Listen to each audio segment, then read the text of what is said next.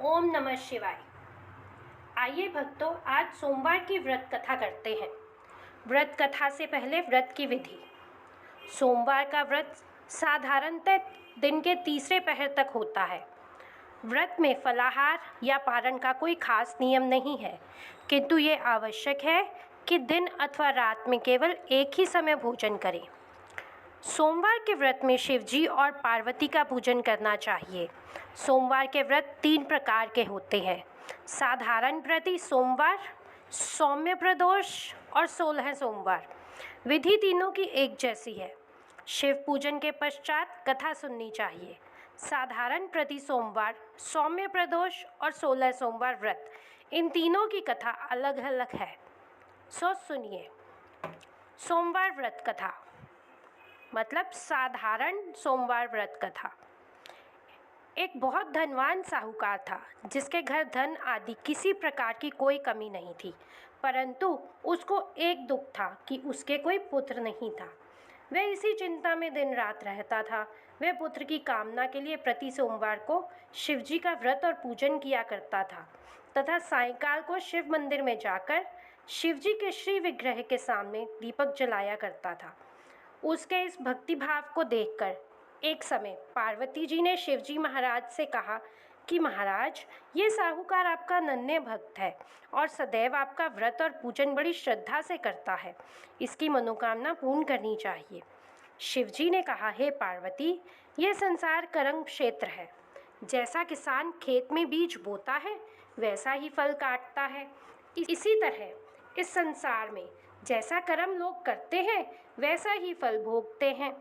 पार्वती जी ने अत्यंत आग्रह से कहा, महाराज, जब ये आपका अनन्य भक्त है और इसको अगर किसी प्रकार का दुख है, तो उसको आपको अवश्य दूर करना चाहिए, क्योंकि आप सदैव अपने भक्तों पर दयालु होते हैं और उनके दुखों को दूर करते हैं।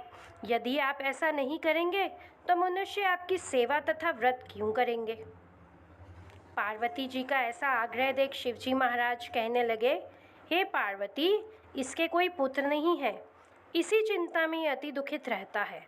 इसके भाग्य में पुत्र ना होने पर भी मैं इसे पुत्र की प्राप्ति का वर देता हूँ, परंतु यह पुत्र केवल 12 वर्ष तक ही जीवित रह सकेगा। इसके पश्चात वह मृत्यु को प्राप्त हो जाएगा। इससे अधिक मैं और कुछ नहीं कर सकता। यह सब बातें साहूकार सुन रहा था। इससे उसको ना कुछ प्रसन्नता हुई, ना कुछ दुख हुआ। वह पहले जैसे शिवजी महाराज का व्रत और पूजन करता था, वैसे ही करता रहा। कुछ काल व्यतीत हो जाने पर साहूकार की स्त्री गर्भवती हुई और 10वें महीने में उसके गर्भ से अति सुंदर पुत्र की प्राप्ति हुई। साहूकार के घर में बहुत खुशी मनाई गई, परंतु साहूकार ने उसकी केवल 12 वर्ष की आयु जान कोई अधिक प्रसन्नता प्रकट नहीं की और न ही किसी को यह भेद बताया। जब वह बालक 11 वर्ष का हो गया, तो उस बालक की माता ने उसके पिता से विवाह आदि के लिए कहा। तो वह साहूकार कहने लगा, अभी मैं इसका विवाह नहीं करूँगा, अपने पुत्र को काशी जी पढ़ने के लिए भेजूँगा।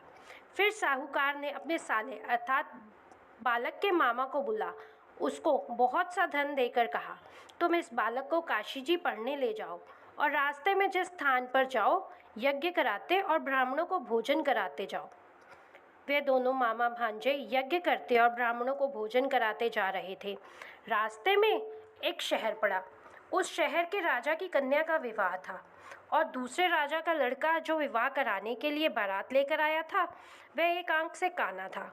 उसके पिता को इस बात की बड़ी चिंता थी कि कहीं वर को देख कन्या के माता पिता विवाह के लिए मना ना कर दें या किसी प्रकार की अड़चन ना पैदा कर दें। इस प्रकार जब उसने अति सुंदर सेठ के लड़के को देखा, तो मन में विचार किया कि क्यों ना दरवाजे के समय इस लड़के से वर का काम चलाया जाए। ऐसा विचार कर वर के पिता ने उस लड़के और मामा से बात की। वे राजी हो गए। फिर उस लड़के को वर के कपड़े पहनाकर तथा घोड़ी पर चढ़ाकर दरवाजे पर ले गए और सब कार्य प्रसन्नता से पूर्ण हो गया। फिर वर के पिता ने सोचा, यदि विवाह कार्य भी इसी लड़के से करा लिया जाए तो क्या बुराई है। ऐसा विचार कर लड़के और उसके मामा से कहा, यदि आप फेरों का और कन्यादान का भी काम करा दोगे तो आपकी बड़ी कृपा होगी और मैं इसके बदले में आपको बहुत सा धन दूंगा। उन्होंने स्वीकार कर लिया और विवाह कार्य भी बहुत अच्छी तरह से संपन्न हो गया। परंतु जिस समय लड़का जाने लगा तो उसने राजकुमारी की चुनरी के पल्ले पर लिख दिया कि तेरा विवाह मेरे साथ हुआ है, परंतु जिस राजकुमार के साथ तुम्हें भेजेंगे वह एक आंख से काना है और मैं काशी जी पढ़ने जा रहा हूँ। लड़के के जाने के पश्चात उस राजकुमारी ने जब अपनी चुनरी पर ऐसा लिखा हुआ पाया तो उसने राजकुमार के साथ जाने से मना कर दिया और कहा कि यह मेरा पति नहीं है, मेरा विवाह इसके साथ नहीं हुआ, वह तो काशी जी पढ़ने गया है। राजकुमारी के माता पिता ने अपनी कन्या को विदा नहीं किया और बारात वापस चली गई। उधर सेठ का लड़का और उसका मामा काशी जी पहुंच गए। वहां जाकर उन्होंने यज्ञ करने और लड़के ने पढ़ना शुरू कर दिया। जब लड़के की आयु 12 साल की हो गई, उस दिन उन्होंने यज्ञ रचा रखा था कि लड़के ने अपने मामा से कहा, मामा जी आज मेरी तबीयत कुछ ठीक नहीं लग रही। मामा ने कहा, अंदर जाकर सो जाओ। लड़का अंदर जाकर सो गया। थोड़ी देर में उसके प्राण भी निकल गए। जब उसके मामा ने आकर देखा तो वह मुर्दा पड़ा था, तो उसको बड़ा दुख हुआ। उसने सोचा, अगर मैं अभी रोना पीटना मचा दूंगा तो यज्ञ का कार्य अधूरा रह जाएगा। अतः उसने जल्दी से यज्ञ का कार्य समाप्त कर ब्राह्मणों के जाने के बाद रोना पीटना आरंभ कर दिया। संयोगवश उसी समय शिव पार्वती जी उधर से जा रहे थे।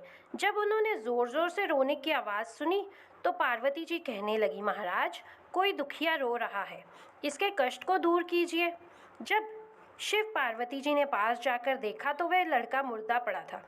पार्वती जी कहने लगी, महाराज ये तो वही सेठ का लड़का है जो आपके वरदान से हुआ था। शिव जी कहने लगे, हे पार्वती इसकी आयु इतनी ही थी, सो ये भोग चुका।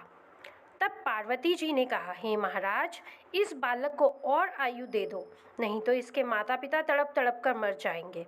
पार्वती जी के बार बार आग्रह करने पर शिवजी ने उसको जीवन वरदान दिया। शिवजी महाराज की कृपा से लड़का जीवित हो गया। शिव पार्वती कैलाश चले गए। तब वह लड़का और मामा उसी प्रकार यज्ञ करते और ब्राह्मणों को भोजन कराते अपने घर की ओर चल पड़े। रास्ते में वे उसी शहर में आए जहाँ उसका विवाह हुआ था। वहाँ पर आकर उन्होंने यज्ञ आरंभ कर दिया तो उस लड़के के ससुर ने उसे पहचान लिया और अपने महल में ले जाकर उसकी बड़ी खातिर की।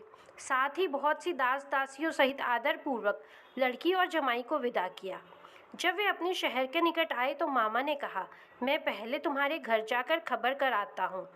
जब उस लड़के के मामा घर पहुँचे तो लड़के के माता पिता घर की छत पर बैठे थे और यह प्रण कर रखा था कि यदि हमारा पुत्र सकुशल लौट आया तो हम नीचे उतरेंगे, नहीं तो छत से गिरकर अपने प्राण दे देंगे। इतने में उस लड़के के मामा ने आकर यह समाचार दिया कि आपका पुत्र आ गया है, तो उनको विश्वास ही नहीं हुआ। तब मामा ने शपथ पूर्वक कहा कि आपका पुत्र अपनी स्त्री यानी कि आपकी बहू के साथ बहुत सा धन लेकर घर आया है। तो सेठ ने आनंद के साथ उसका स्वागत किया। बड़ी प्रसन्नता के साथ वह सब रहने लगे। इसी प्रकार से जो भी सोमवार के व्रत को धारण करता है अथवा इस कथा को पढ़ता है और सुनता है, उसकी समस्त मनोकामनाएं पूर्ण होती हैं। ओम नमः शिवाय।